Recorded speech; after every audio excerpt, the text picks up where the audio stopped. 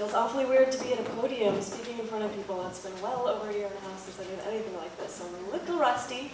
I will do my best, and I'm really honored to be here tonight, and I've always wanted to know more about the Salt Ponds Coalition and who you are and what you do, so this is a great opportunity to get an insider's view on all that, and it's pretty awesome, so keep up the good work.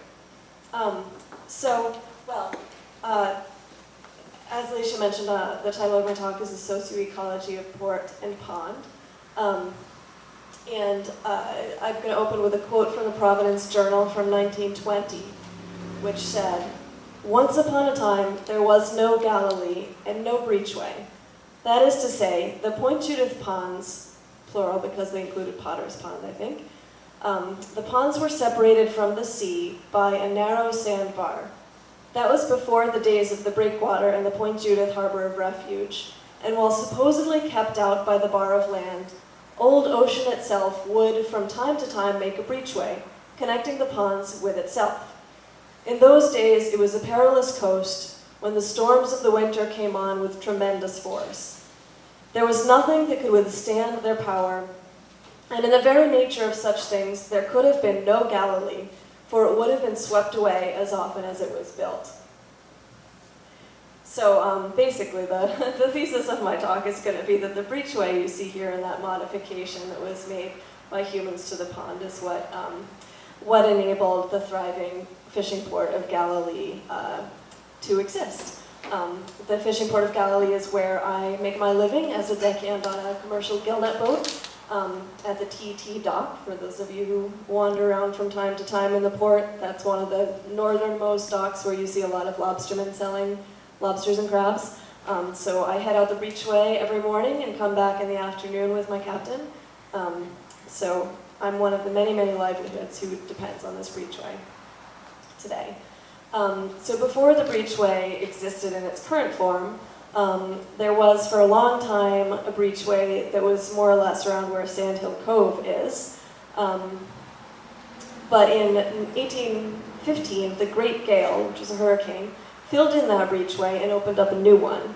I guess the letter B is where the current breachway is. So the new breachway that was created by this hurricane opened up a lot of commerce in the pond because it was deep enough to allow 10-foot draft vessels to pass through it for the time being, which set off sort of a boom time in the pond. At that time, farmers were the same people as fishermen. They tended their fields one day and would set out in their little boats the next day to catch fish in the pond. This is one of the ways they caught fish at that time, which was a seine. They would tie the net to one end, use a little skiff to drag it out into the water a little ways, and then come back to shore and haul it in with a capstan. They'd use this to catch striped bass, perch, smelts, and herring, all of which entered the pond in great numbers as a result of this new breachway, which allowed migration between sea and pond. Another fishery that boomed around that time was oystering. It was said to be so abundant, oysters were so abundant that farmers could plow their fields in the morning, grab a set of tongs in the afternoon, and haul in 20 bushels in a single day. But that breachway began to fill in and shift around with storms to the point where it became too shallow for boats to pass through. In the 1890s, it was a constant battle against the silt to dig out the breachway and keep some kind of passage, water passage between ocean and pond. And at the same time, the oysters started to disappear, which caused actually the precursor of the University of Rhode Island to do a study of the pond and conclude that the only way to fix the problem and bring back the oysters was to dig a permanent breachway. And after a great deal of deliberation between the towns and the General Assembly, that did happen. And a breachway was finished in 1909 along with a 75-foot wide, 7-foot deep channel connecting the ocean all the way to the head of the pond.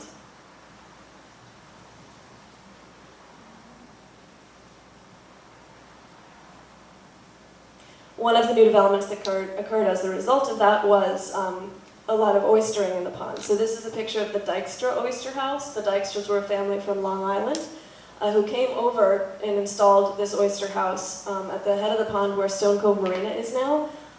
They weren't well liked at first by the locals because they came from out of state, and they developed a thriving, bustling oyster business in the pond. But over time, they established themselves, and the Dykstras are still, to this day, one of the prominent fishing families in Point Judith. And for a few decades, things went really well, but then, instead of bringing back the oysters began to decline, and part of the reason was because starfish came in from the ocean, and starfish are a major predator on oysters. And so the Dykstra family had to continuously use a starfish mop, which they used by getting sort of cotton material from the mills in Peacedale and towing it behind their boats to try to catch starfish that would just get stuck on this material. But as the oysters disappeared, scallops began to thrive. They did really well in the salinity environment that was created by the breachway that allowed more salt water into the pond. And we began to see the beginnings of sort of a permanent fishing settlement in Galilee around this time in the early 20th century. Not much more than a couple of windswept fishing shacks, but fishermen actually lived in these shacks year-round, collected rainwater for drinking and bathing, kept their boats moored near the shore because there were no docks yet, and their fishing took place just as much in the pond as it did in the ocean. There was nothing like today's tourist economy. The Providence Journal wrote in 1920, "The village has no place for loafers and nothing for pleasure seekers to do. If movies or dances or the life of high society are attractions, keep away from Galilee, for there are none of these things there. Nothing but fishing, and fishing is work." On the left, this guy on the left is Tom Mann, who was one of the most famous early fishermen, and the legend has it that he's the one who gave Galilee its name. As for Jerusalem across the way, the legend is that some journalist or tourist or someone who wasn't from these parts came across Tom Mann when he was doing something like this here, sorting his catch, and said, "Well, what is this place?" And he said, "This is Galilee." And they said, "Well, what's that over there?" And he was like, "Well, Jerusalem." So that's where we got these names. The Galilee really began to grow in terms of infrastructure during the Great Depression. It was actually a Works Progress Administration project to install its first permanent pier. They built one in Galilee and one in Jerusalem, and they also dredged a 35-acre basin just inside of the pond entrance, which enabled boats to be there without fear of getting pushed ashore in a storm. Before this point, the fishery there had been really largely rowboats and sailboats, but after the construction of the pier, the breachway, and the harbor of refuge in the early 20th century, fishing boat vessels could anchor up there, which increased the landings from 300 tons in 1895 to 3,000 tons in 1935. And after the construction of these piers in the 30s, in the next 9 years, the landings in Galilee shot up by another 47% per year to 17,000 tons. So it was really these infrastructure developments that drove this industry. Another development was a technological one. Before the 1930s and 40s, all of the fishing done out of Galilee was done with hooks and lines or out of hanging net traps. Out of boats tended either by oar or powered with sail. But the technology of trawling or dragging, as we call it colloquially, came into being around this time, and so did the diesel engine, which allowed draggers to pull, to tow their nets behind the boats. In 1945, there were only 35 trawlers or draggers in Rhode Island, but by 1956, there were 141. Because it was just a much more efficient way to catch fish. So just a couple of photos from the 20s, 30s. This is sort of the precursor to Rhode Island engine, which exists now and services all the boats. And then, of course, in the 30s, we know what happened. This photo was taken 25 days after the hurricane of 1938. You can't really see damage in this photo. What you can see is just how small the port was at that time. But in this one, you can see some damage. If you look closely, you can see boats overturned in the water. I think out of the 150 houses that existed along the beachfront of Galilee at that time, 125 of those 150 were destroyed. So, and here's a little bit grainy, but picture of a guy sitting on top of the rubble, which included some lobster traps, it looks like. After World War II, Galilee faced another period of growth. More docks were installed, and a lot of the young men coming back from the war had seen different ways of living abroad and came back with a lot of ambition to try to sort of innovate in their port. So one of the most exciting things that they did, which was foundational to the Port of Galilee for the 20th century, was to develop the Point Judith Fishermen's Cooperative Association. So this is actually from their opening night of their, the day they decided to have the grand opening of the co-op. They all came in costume. So the co-op was formed in 1948 with 65 members. Each member was given one vote. The co-op developed shoreside facilities with 2 marketing agents to begin to develop the markets for the catch that was landed here. They also had a store that would sell twine, boots, and gloves to the fishermen, as well as fuel and ice. And they had a welfare fund, which paid out-of-work fishermen $49 a week so they could support their families, as well as health insurance and vessel insurance. The rise of the co-op was really instrumental to the sense of community and to the economic profitability of the Port of Galilee. And their marketing was so successful that even during periods of time when the catch declined, value still went up because they were able to look for new markets both abroad and domestically. This is kind of a cool photo. This is before Excel spreadsheets. This is how they kept track of whether boats were in port or out fishing or out of commission due to repairs. And the co-op just kept growing and growing into the 70s and 80s. There's one Providence Journal article from 1982 that says the co-op had so much volume that it went from a 6-day work week to a 7-day work week, causing their workers to go on strike. And the co-op was actually renowned worldwide for being a model. It was one of sort of the first and best of its kind for fishermen to come together and take ownership of their own destiny. There was a URI professor who said of the co-op, "I don't think there is any other cooperative in the country that is as big and as broad in scope as the one we have here in Point Judith."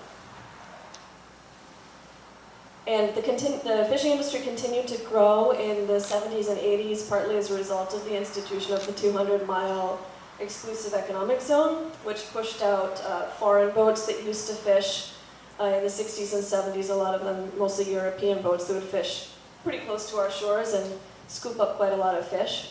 So the nationalization of those waters meant that all of that wealth began to transfer into the hands of local fishing ports.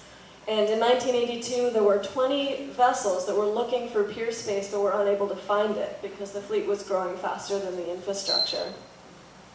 And the port was growing so fast that DEM was actually considering building an island out in the middle of a sandbar to accommodate additional piers for these fishing vessels. If any of you were around during this time, you may remember the smells that used to waft out of this dehydrating plant. So at that time, any fish that didn't have a food fish market was simply dehydrated, ground up, and used for chicken feed or fertilizer or whatnot. And it used to get, if you look through the Providence Journal archives, you'll find many article about how the neighbors would complain and they'd be forced to shut down for a time as a penalty for the nuisance that they were creating, and then they'd open up again and the cycle would begin again. In the 1980s, the co-op actually expanded even further. They bought a new 38,000 square foot plant, but it was causing some concern at the time because people began to see the signs as sort of an over-investment, an overcapacity of the fishing fleet. as well as the shoreside investments that were being made, and began to question how long could the fish stock sustain this. But they sustained it for quite a while, partly by investing in export markets for some of the key species that before this had never really been exploited. Before the 1970s, mostly the local fleets were concentrating on ground fish, cod, hake, etc. But there are these big, that photo doesn't actually belong there, sorry, big schooling fish that we've always had, especially at sort of our position between the Mid-Atlantic and New England, where we kind of have the best of both worlds in terms of the ecosystems that we have access to. Mid-Atlantic's are warm water fish, as well as the New England cold water fish. So Point Judith fishermen began to be really creative about the fish they were targeting and where they were able to sell those fish.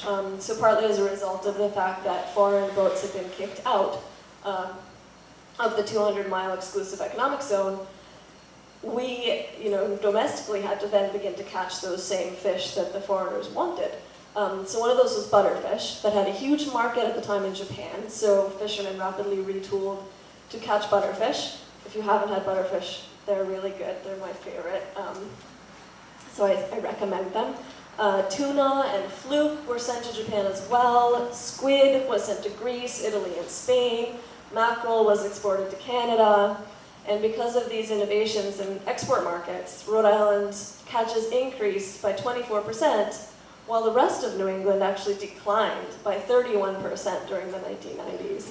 So Point Judith was really, again, known in the region as being always ahead of the curve, always innovating, always adapting. Squid is still obviously one of our huge fisheries. We're the #1 squid port on the East Coast. We land more than 50% of the East Coast squid. And back in the 80s and 90s, when our fishermen started to target the squid, there was very, very little interest in it locally or domestically. It was almost exclusively an export fishery. But due to marketing efforts like this one from the Providence Journal, by now, where Rhode Island has designated calamari as our state appetizer. So you can see it on pretty much any menu around here now. That wasn't always the case. So again, another sort of payoff of the marketing efforts and the innovation that have always characterized this port. So these are just some photos from the blessing of the fleet. These are in past decades. I want to say they look like the 80s or 90s, but just celebrating the identity and the culture of Point Judith. And then across the way in Jerusalem, there was also stuff going on. So I kind of love this Providence Journal article because I really had no idea that this ever went on. But apparently, over in Jerusalem, and I'm thinking this is probably Skip stock because it says Ernest E. Skip Streeter, a Jerusalem fish dealer, smokes sea robin for 6 weeks in every springtime. They set up this sort of smoking equipment to smoke sea robins, which I've never heard of anyone smoking sea robins. So some of these delicacies, culture around food, they come and they go. And it's just so interesting just to look at the history of one fishing port and how the catches have changed and how what we do with those catches has changed so much, even within the lifetimes of people. So, as I mentioned, there was always this concern in the 70s and 80s about how long could the fish stock sustain the level of growth. I mean, at this point, ports like Galilee had been growing consistently from the beginning of the 20th century, and just outdoing themselves again and again and again every decade. So that did all sort of come to a standstill in the 1990s, and at that point, Congress seriously revised the Magnuson-Stevens Act, which is the federal legislation that manages our nation's fisheries, and put into place some conservation measures which hit New England pretty hard, especially the ground fish fleet. ground fish being caught in haddock and hake. So this photo actually is a protest or protest, I guess, where fishermen were just sort of letting it be known that they were going to suffer as a result of some of these regulations. And one of the things that suffered the most at that time was the co-op. So a Providence Journal article from 1995, which was the year the co-op closed, just shy of its 50-year anniversary. That article said, "The co-op has struggled to stay afloat amid dwindling fish stocks and more demanding government regulations. The new processing plant, erected 6 years ago, exacerbated its debt problems, and help from the state and federal governments, as well as private sources, was not enough to turn the tide. It seems a shame. The organization gave proud and fiercely independent fishing families something to lean on in times of uncertainty." Oops. Oops. Just as I was getting the punchline. Now, with the future of fishing itself so uncertain, that kind of support seems more essential than ever. So it was a shame that we lost an institution like the co-op. We lost other things as well, like URI used to have, from 1969 until the mid-90s, URI had a 2-year associate's degree in fisheries technology, and a number of today's most successful captains, who are by now in their 50s or 60s, are graduates of that program, and such a thing doesn't exist anymore, which makes it much harder for young people trying to enter fishing as a captain to do so. But we've remained innovative and adaptive nonetheless. So part of that is new species. These are Jonah crabs. In the 1990s, the inshore fleet was based almost entirely on lobster, which was experiencing a huge bonanza here in southern New England. But as our climate has changed, lobster have retreated northward. But in our place, we've seen Jonah crabs. And so fishermen have retooled their pots, begun to work on building markets for those Jonah crabs, and are now doing really, really well on those crabs. Same story with scup. We're still kind of working on the market for scup. It goes up and down, but this is a mid-Atlantic species, a climate winner. It's doing better and better and better. We almost never harvest the full quota that's allowed by the government, so it's a species with room to grow. And the piece that still needs to be worked out is the market. So there are groups right now like the Commercial Fisheries Research Foundation, which is based at East Farm, and they're trying to develop a market for frozen scup, because the secret to unlocking the market potential for any fish is to remove that ticking time clock on its perishability. So that's what they're trying to do by freezing it in large quantities. And Rhode Island's fishermen have also become really innovative with regard to cooperative research. So the same organization I just mentioned, the Commercial Fisheries Research Foundation, which is run by fishermen, staffed by scientists, has really gotten into equipping fishermen with tools like these calibers and smartphone apps so that they can actually collect data while they're fishing and monitor trends in the species that they're targeting, as well as trends in sort of how the environment itself is changing. So if any of you haven't been to Galilee, or you would like to get better acquainted with it, there's actually, I was part of a team that put together a sort of a self-guided walking tour a couple of years ago. This went up in 2017. So it's been a few years, you might have seen these signs. But these are signs that can guide you to understanding the commercial fishing fleet in Galilee and how it sort of fits together with the rest of the culture in Galilee, the ferry, the restaurants, the charter boat fleet. Can tell you a little bit about what's landed there, what the different boats are. This is my favorite sign. It's located right on the breachway, so that you can stand there, watch a boat come in or go out, and use this sign as a key to understand what that boat is set up to do, what it's set up to catch.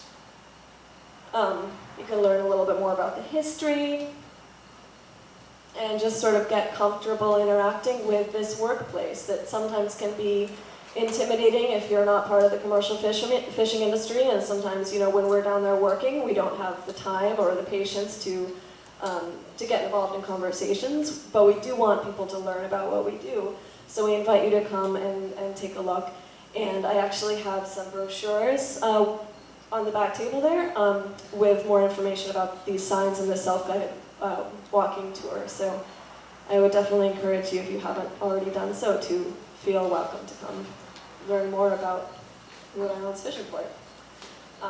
So that is the end of my presentation, but I'd be happy to answer any questions or provide opportunity for any of you to share stories or memories that you might have about Point Judith or the salt pond that has it.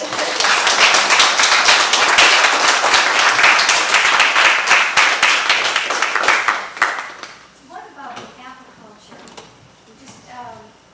I was listening to a program recently.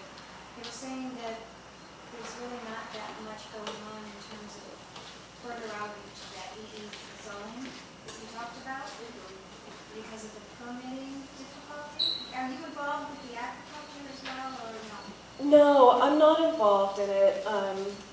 I only know is that it's a controversial topic because I guess for most of its short history, aquaculture has been sort of known by the scientific and conservation community to have negative environmental impacts because of they use a lot of antibiotics. They have fish crowded into concentrated areas, so they have, because they're so close together, they get sick, so they have to treat them with antibiotics. They have to sort of fertilize them, feed them, I should say, but a lot of that feed doesn't get eaten because it's hard to balance like the amount of food you're putting in with how much they're consuming, so some of it falls to the bottom, and feces fall to the bottom, creating a dead zone underneath the farm. They also provide sort of a breeding ground for parasites like sea lice. I'm hearing, I don't know if it's propaganda or science, but I'm hearing that some of those kinks have been worked out. I really can't call myself an expert at all, but I know that there is sort of now more than ever an interest in creating a permitting structure for aquaculture, and I know that certainly has its opponents and its proponents. It's going to be an issue that's going to heat up in the next few years. Any question? How many commercial fishing boats are in the Port of Galilee? It's a good question, and I don't know the answer. I should. What's the total revenue from all of those? That's also a good question, and I don't have the answer. I don't want to say anything. I have a number in my head, but I don't want to say it because I might be wrong. I apologize. Okay. Does anybody know? No? Okay. Sarah, I'm just so pleased to see, particularly like the Jordan crab fishery taken off. Back in the late 70s, we were involved in a program called the Underutilized Species Program. I happened to head up a group doing red crabs, trying to catch and keep red crabs alive and so forth, and the side product of that was Jordan crabs. So we couldn't get anybody to buy them. So it's interesting to see how times have changed. They have, but not enough. It's like a perennial problem. The sort of disconnect between what the ocean produces and what the market demands is sort of a perennial problem for fishermen, but also for the ecosystem, because you wind up, another classic underutilized species is dogfish. So some of you may know that our New England waters used to be heavily populated by those groundfish, those cod and cod-like species. But as those began to be targeted by fishermen, just how ecosystems always work, competition and nature abhors a vacuum. So dogfish started to sort of take over that ecological niche that was formerly occupied by cod and just replicate. Unfortunately, there's very, very little market for that species. There's a couple of kinds of dogfish, and one that we catch a lot in the boat that I work on is a smooth dogfish, which is more of a mid-Atlantic species. So that's another sort of climate winner. So not only do you have the need to balance the market with the ecosystem, but now the ecosystem is constantly changing. So we need to work on markets that are highly adaptable, where consumers can sort of learn to love whatever they're presented with. One thing I recommend is as a seafood eater, for those who eat seafood, not to approach it like, oh, this is my favorite species, I'm going to go look for that species. Maybe it's, I don't know, say you like whiting, or you like tautog or black sea bass, whatever it may be. Don't go to the store and look for that species or ask for that species. Instead, go into your fish market or to your local fishing boat, now that we have direct sales allowed actually from the boat, thanks to COVID-19, which allowed us for the first time to sell directly from our boats with special permission and following all the health protocols. You can now just go straight to some fishermen and get those fish. So ask them, what are you catching? Like, what's abundant? Like, educate me. And a lot of fish are very substitutable in recipes, so you know, even if a recipe says you can only do it with this fish, you know, find another fish that you can swap in and out so that we're sort of mimicking the nature's rhythms at any given time.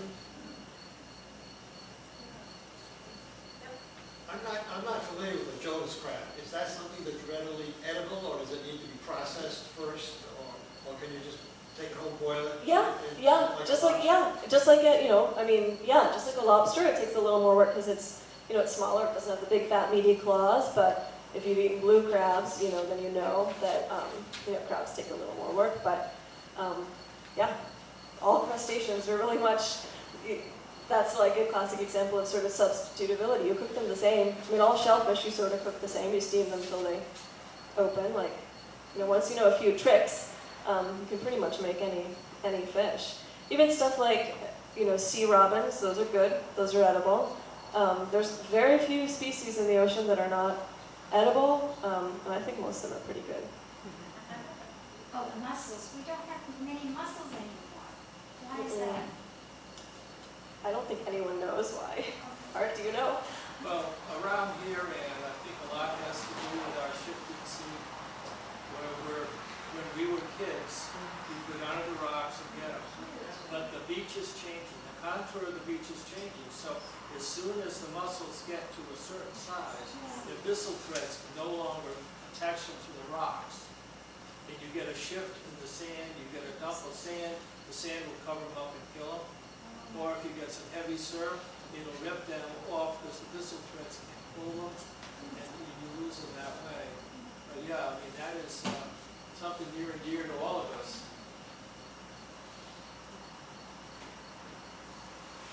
Any further questions? Or? How did you get into this business? That's a good question. Well, I wasn't born into it. I grew up in Washington, D.C. as the child of two lawyers. But I didn't want to do that. I actually dropped out of college after my sophomore year and went to South America, kicking around for a few years. And while I was on the coast of Chile, living in a really cute, magical town called Valparaiso, I was walking up a hill one day and I came across a building that said, Artisanal Fisherman of Chile. And so I was like, what's an artisanal fisherman? So I went inside. And it turns out it's just small-scale fishermen, you know, as opposed to industrial, you know, factory trawlers. It's just people like the people I am now. And something clicked. And every fisherman I've talked to says that there was a moment for them when something clicked.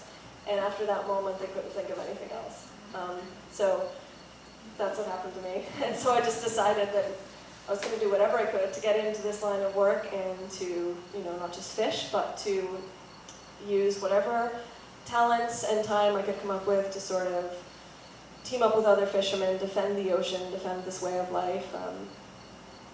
So I'm really, really lucky that the Port of Point Judith welcomed me in with open arms, and it's a wonderful community to be a part of. We're glad you're here. Thank you.